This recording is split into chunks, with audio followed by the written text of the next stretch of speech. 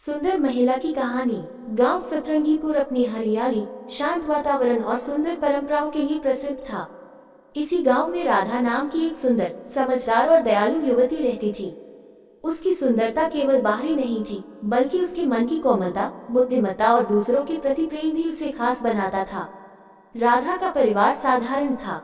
उसके माता पिता खेती बाड़ी करते थे और उसकी छोटी बहन पूजा पढ़ाई में बहुत अच्छी थी। राधा खुद भी पढ़ाई में होशियार थी, लेकिन परिवार की आर्थिक स्थिति ठीक न होने के कारण वह ज्यादा नहीं पढ़ पाई। बावजूद इसके उसने गांव के बच्चों को पढ़ाने का निर्णय लिया ताकि वे शिक्षा से वंचित न रहें। संघर्ष की शुरुआत। राधा का सपना था कि गांव की हर लड़की पढ़े लिखे और आत्मनिर्भर बने, लेकिन समाज के कुछ लोग इस बदलाव के खिलाफ थे। वे मानते थे कि लड़की को ज्यादा पढ़ाने की जरूरत नहीं होती, बल्कि उसे घर के काम सीखने चाहिए। राधा को कई बार ताने सुनने पड़े, लेकिन उसने हार नहीं मानी। राधा ने अपने आंगन में एक छोटा सा स्कूल खोल दिया और वहां गांव की लड़कियों को पढ़ाना शुरू कर दिया।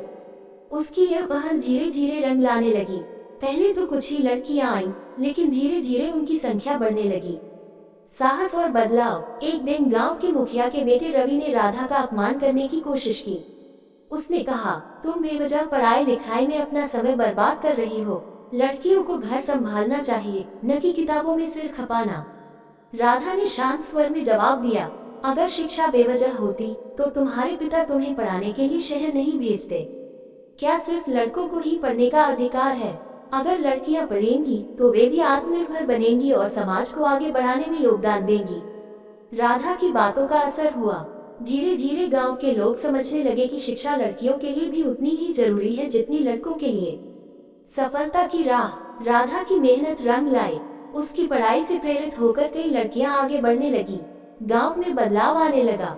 यहाँ तक कि मुखिया ने भी अपनी बेटी को स्कूल भेजने का निर्णय लिया।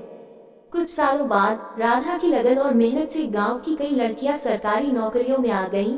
कुछ ने अपने छोटे व्यवसाय शुरू किए और कुछ ने खुद शिक्षिका बनकर शिक्षा का प्रकाश फैलाना शुरू कर दिया।